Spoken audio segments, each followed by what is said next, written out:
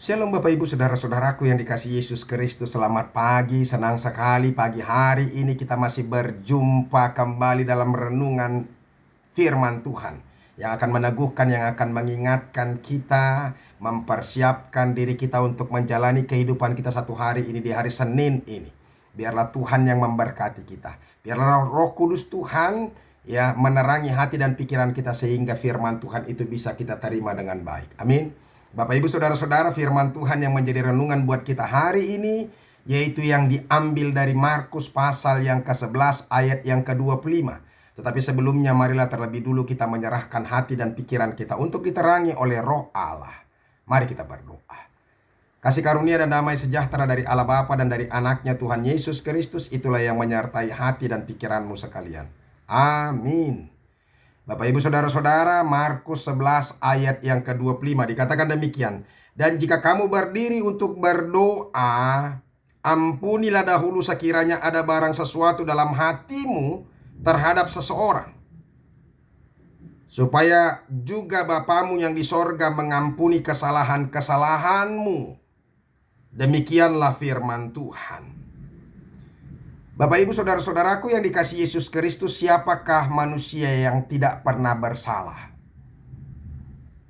Adakah kita yang berani menyatakan bahwa kita tidak pernah berdosa, tidak pernah melakukan kejahatan, tidak pernah berbohong, tidak pernah berdusta, tidak pernah berzina, dan bahkan sampai mungkin membunuh orang? Ketika kita menyakiti hati orang, bahkan berdusta, membalikkan fakta juga, itu juga sudah bisa membunuh orang lain.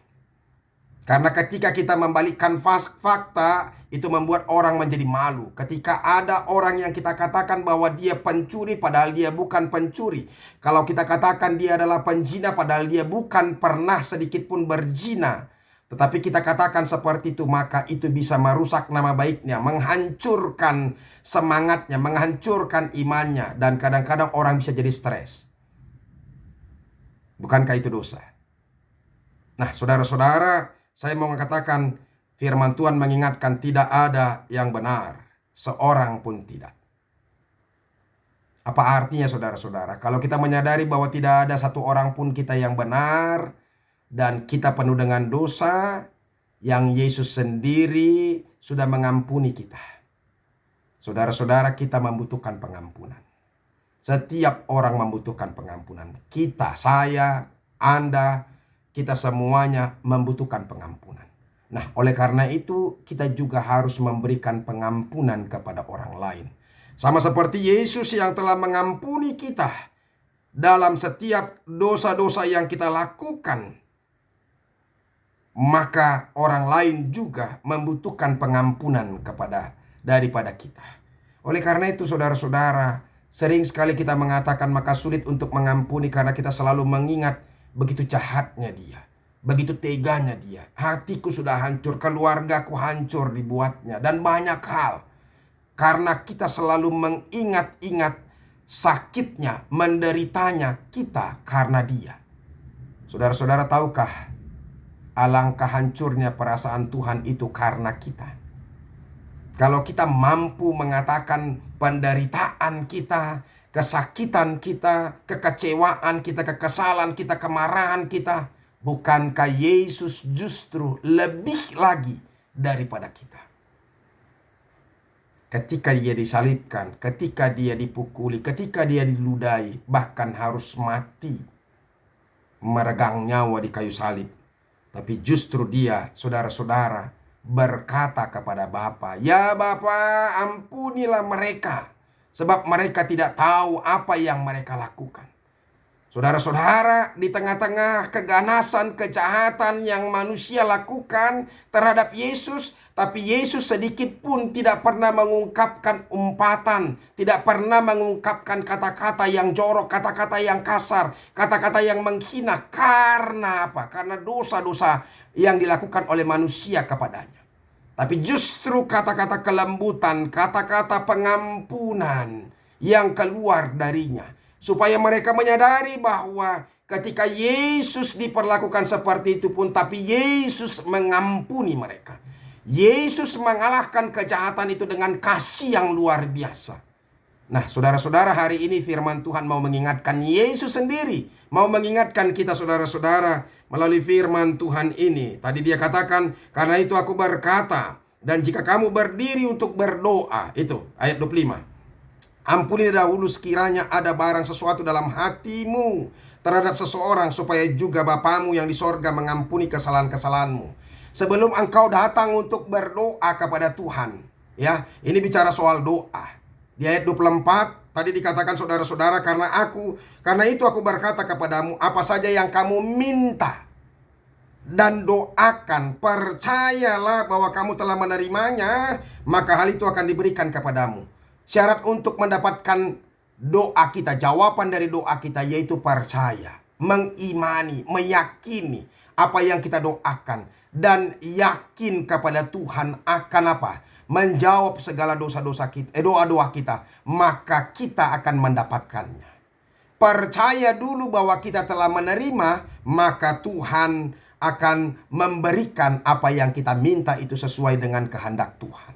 Jadi percaya dulu. Tetapi ketika kita mau berdoa, saudara-saudara, perlu kita ingat supaya kita juga apa? Ya, dikatakan di sini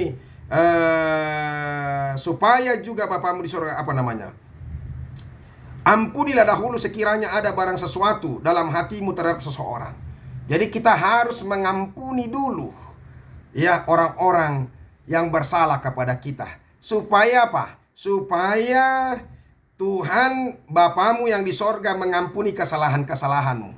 Artinya kalau Tuhan sudah mengampuni kesalahan-kesalahan kita, maka Dia juga akan mengabulkan segala doa-doa yang kita panjatkan kepadanya, dan kita pun juga berhak datang kepadanya. Saudara-saudara, firman Tuhan berkata, kalau kita baca ayat kenapa kita sering sekali tidak mendapatkan jawaban dari doa-doa kita. Kita tidak berhasil atau gagal selalu dalam doa kita. Kita selalu berdoa, tetapi doa-doa kita itu tidak bermanfaat. Karena apa? Karena kita jahat, karena kita berdosa.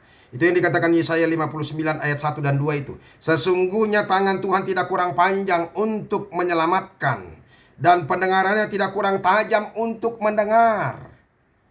Tangan Tuhan tidak kurang panjang untuk menyelamatkan kita. Dan apa? Pendengarannya tidak kurang tajam untuk mendengar.